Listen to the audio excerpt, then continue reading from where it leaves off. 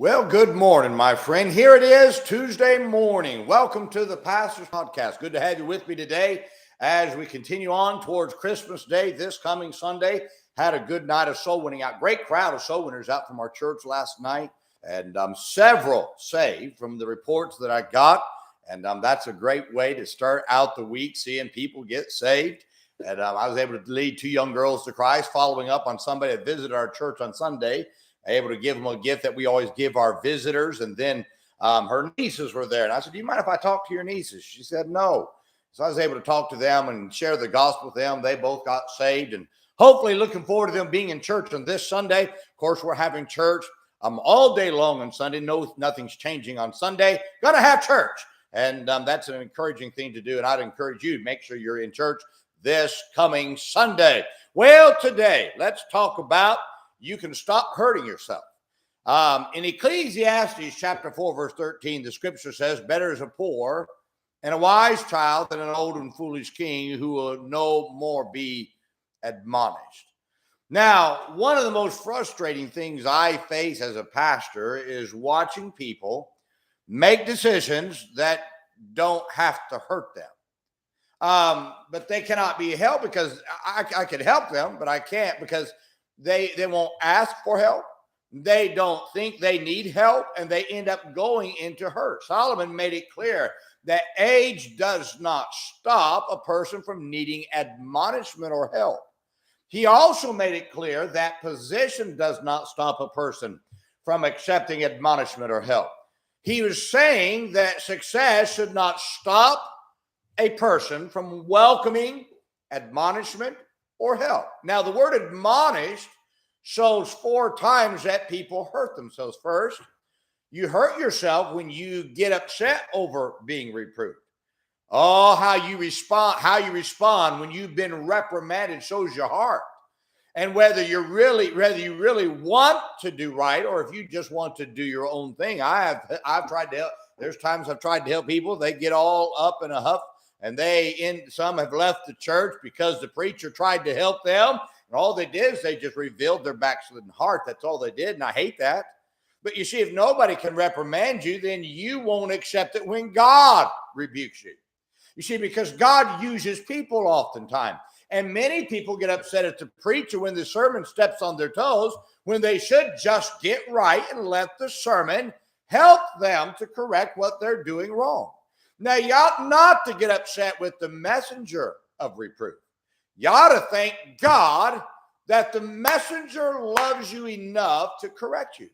Now, everyone needs to be reproved at some point because everyone's a sinner. And because you're a sinner, that means that you need to be reproved when you do wrong. Second, you hurt yourself when you won't get advice. To be admonished means to get advice. Your level of success or position never negates the need for advice. I get advice often every week. The fool's the one who lets pride keep them from getting advice. The wise person realizes that getting advice is simply getting another set of eyes on their situation to help them to see something they cannot see. Getting advice does not make you inferior. It simply shows your wisdom to see if you're missing something that can help your situation better. Now, remember that getting advice is not informing the advisor about what you're going to do, but is asking that advisor what do they think is best to do. Third, you hurt yourself when you don't allow somebody to warn you.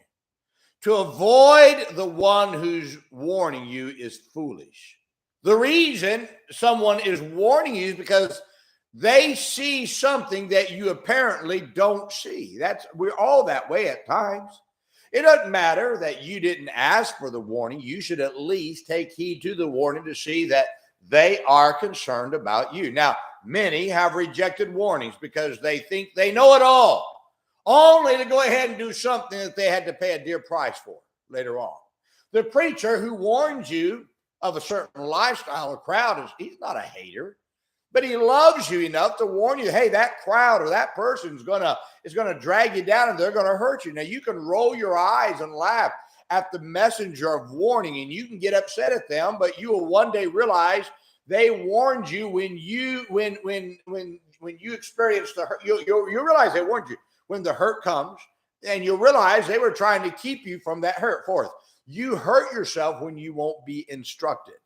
Now, life should be a constant school where you're always learning how to do better or how to keep doing what brought you success. Now, running to the past preachers and life examples on how to do what you're doing, that's wise. Running to your peers and avoiding past instruction of success and failure is foolish, and it leads to hurt. So don't be so filled with pride that you think you never need instruction. The person who constantly learns is the person who continue to find success if they follow the instruction taught. Let me ask you a question. Are you that person who can never be admonished, instructed? Are you the person that never gets advice, that can never be reproved? Listen, so many people take it wrong because of their pride. I'm amazed at how some of the younger generation, not all, but some of the younger generation thinks they know everything about life, and they've barely entered into adulthood. Or they've got a few years in adulthood. They've not gone through the battles of the gray hairs, and they've not gone through the battles of mom and dad. They don't understand everything. And sometimes they ought to just stop and be quiet and say, you know what? Maybe this person is trying to help me because they love me enough to try to say, hey, don't do this. Don't get upset at them. Now, for you to get upset and leave and go to the world, you're only showing that you have a worldly heart. For you to leave and go to a place that doesn't have the standards or doesn't have the push that wants you to push you to serve God, only showing that your heart's not for God. Now, stop doing that. Let's get some things settled. Let's settle some things in our lives that, hey, I'm going to do right. Whether or not anybody does right with me, I'm going to do it. And if my family leaves me, I'm still going to do right. It takes somebody of character to say, okay, I've been admonished. I'm being reproved. I'm being corrected. I'm going to get some advice. And that's a person of character. And that's what will keep you from being hurt in the long run if you listen to the advice. Well, my friend, I hope this is a great help to you today. Now, let's remember today, be good to everyone.